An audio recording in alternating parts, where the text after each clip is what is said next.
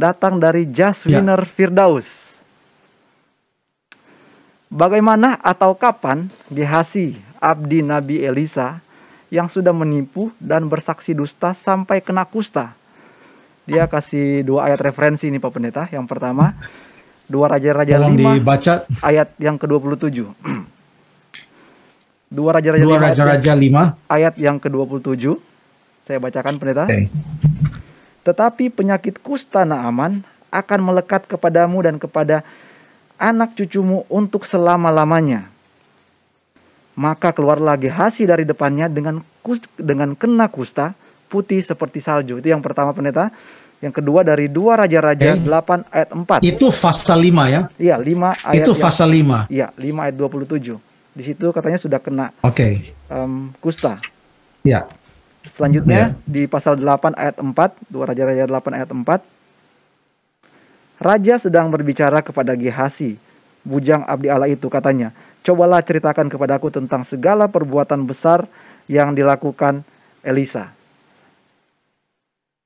Silakan Pendeta. Pertanyaannya apa? Pertanyaannya bertanya kapan Gehazi abdi Allah, abdi Nabi Elisa ini menipu dan bersaksi dusta sampai kena kusta. Mungkin dilihat dari segi penulisan Pendeta ya, di pasal 5 sudah kena kusta, tapi di pasal 8 masih ngobrol sama raja. Mungkin itu pertanyaannya Pak Pendeta. Silakan. Oke, terima kasih.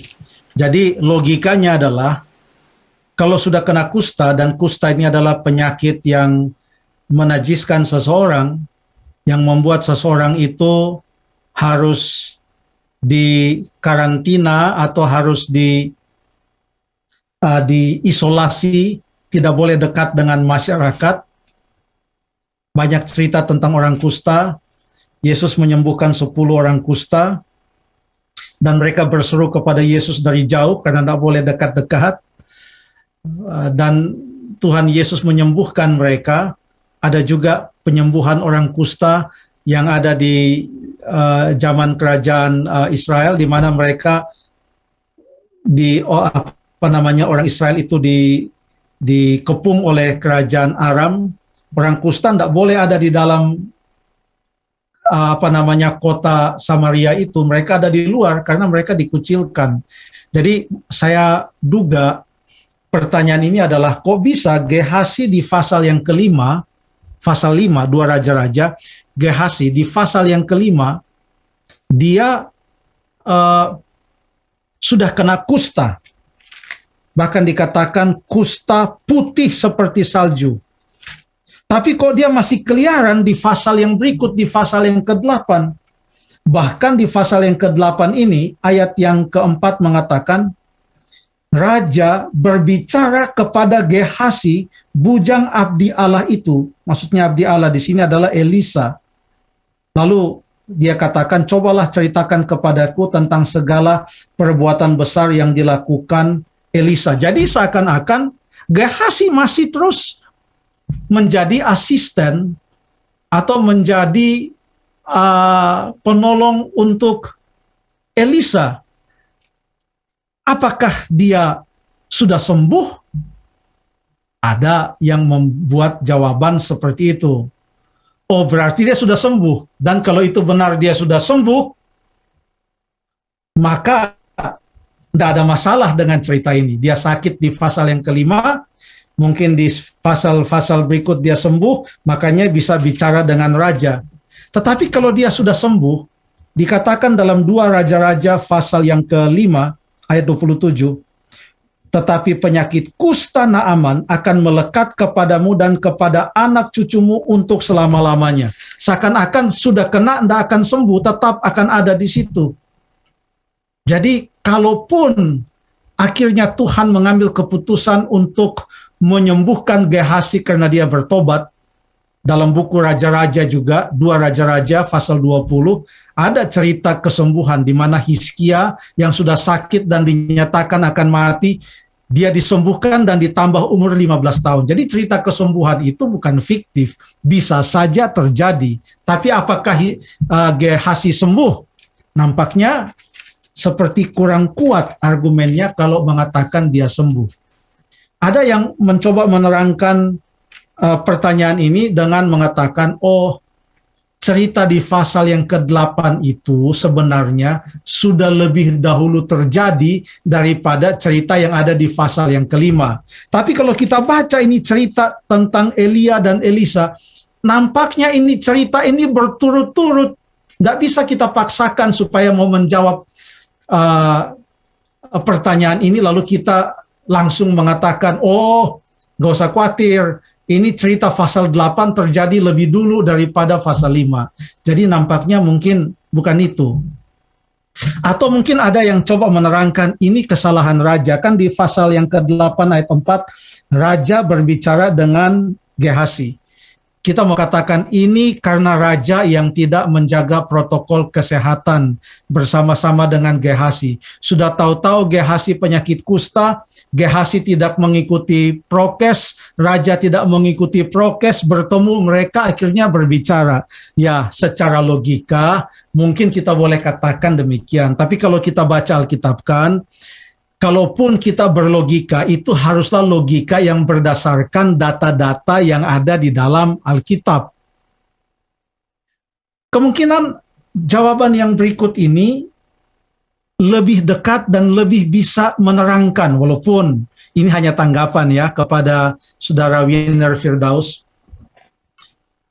yaitu kalau kita baca di dalam Imamat pasal yang ke-13, tentang berbagai macam penyakit kulit yang disebut kusta, ya, berbagai macam penyakit kulit yang disebut kusta, ada satu jenis kusta yang walaupun orang itu kena kusta tersebut, tapi ia dinyatakan tahir, tidak perlu dikucilkan atau diisolasi atau dikarantina. Apa itu? Coba kita baca dalam Imamat pasal yang ke-13.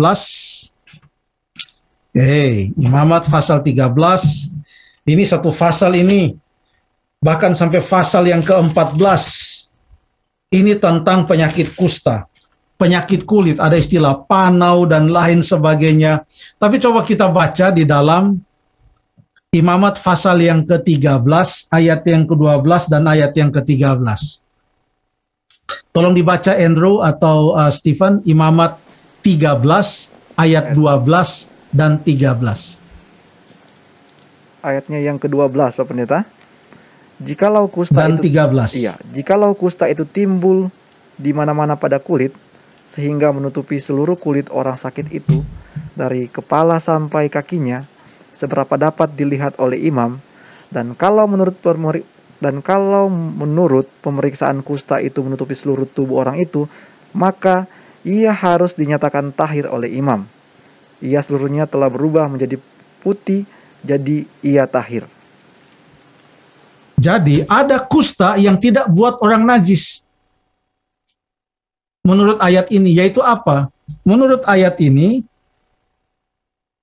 entah ini penyakit kusta dulu, ini sama dengan penyakit kusta sekarang, nanti para dokter yang bisa meneliti dengan baik atau memberikan keterangan yang lebih akurat tentang jenis penyakit, tetapi yang ditulis di sini, kalau kusta itu timbul di mana-mana pada kulit, menutupi seluruh kulit, jadi bukan hanya bercak-bercak kusta yang ada di beberapa tempat menurut ayat ini, mohon maaf kalau ini bukan istilah medis yang tepat untuk menggambarkan hal ini.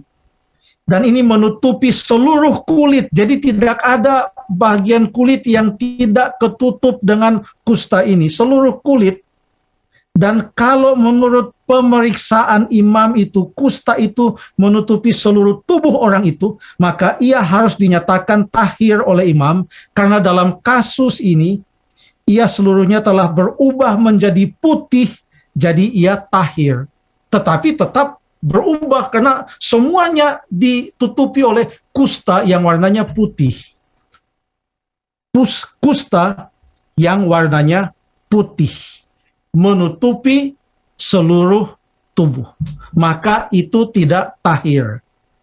Kusta seperti apa yang dialami oleh Gehasi? Kita baca lagi di dalam 2 Raja-Raja pasal yang ke-5 ayat yang ke-27. Tetapi penyakit kusta Naaman akan melekat kepadamu dan kepada anak cucumu untuk selama-lamanya. Jadi sangat spesifik. Kusta yang dialami oleh Gehasi haruslah bukan kusta yang lain-lain, tetapi kusta seperti kustanya Naaman. Sangat spesifik. Lalu betul, setelah dinyatakan dia akan mendapatkan kustanya Naaman, mohon maaf saya minum dulu.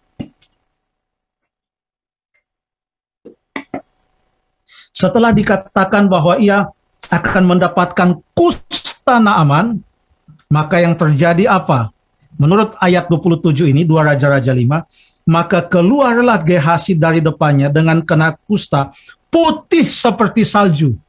Wah, nampaknya ini putih seperti salju, ini mirip dengan gambaran yang ada di dalam Imamat pasal yang ke-13 ayat 12 sampai 13, di mana seluruh badannya putih, jadi kayak ganti kulit.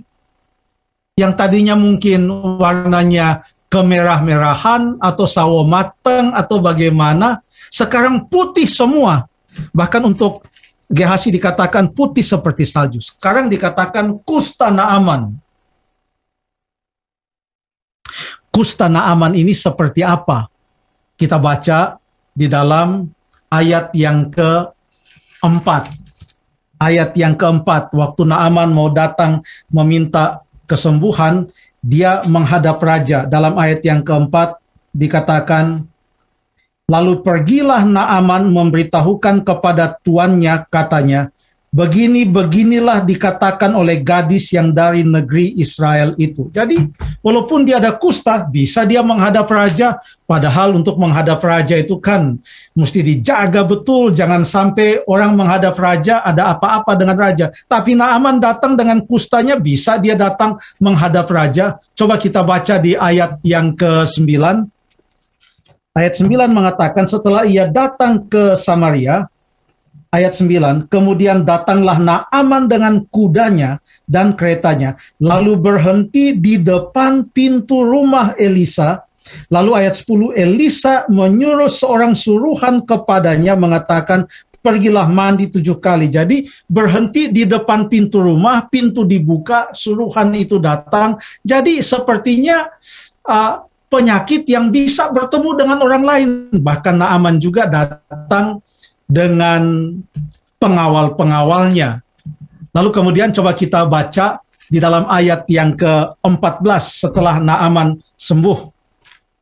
Naaman sembuh, maka turunlah ia membenamkan dirinya 7 kali dalam sungai Yordan sesuai dengan perkataan abdi Allah itu. Lalu pulihlah tubuhnya seperti tubuh seorang anak dan ia menjadi tahir. Maka pulihlah tubuhnya. Kustanya bukan hanya ada di 1-2 tempat, tapi seluruh tubuhnya. Ia mencelupkan diri 7 kali di dalam sungai Yordan. Pulihlah dia seperti, katanya, tubuh seorang anak. Ada ayat yang mengatakan tentang Daud waktu dia menggembalakan dan dia dipanggil. Ceritanya di dalam buku 1 Samuel. Mungkin coba kita baca saja 1 Samuel pasal yang ke-17. 1 Samuel pasal yang ke-17 ayat yang ke-42 mengatakan, ketika orang Filistin itu menunjukkan pandangannya ke arah Daud serta melihat dia, dihinanya Daud itu karena ia masih muda. Jadi karena dia masih muda, dikatakan kemerah-merahan dan elok parasnya. Jadi kemerah-merahan. Jadi kalau dikatakan Naaman ini kulitnya seperti kulit bayi, ya, beda dengan kulitnya yang sebelumnya, di mana seperti salju putihnya. Itulah kusta yang dialami oleh Gehasi. Dengan sedikit keterangan ini, maka jawaban yang lebih dekat dan lebih punya dasar Alkitab adalah Gehasi mendapatkan suatu jenis kusta seperti yang dituliskan dalam Imamat 13 ayat 12-13 yang tidak mengharuskan dia untuk dikarantina atau diisolasi atau dikucilkan. Terima kasih.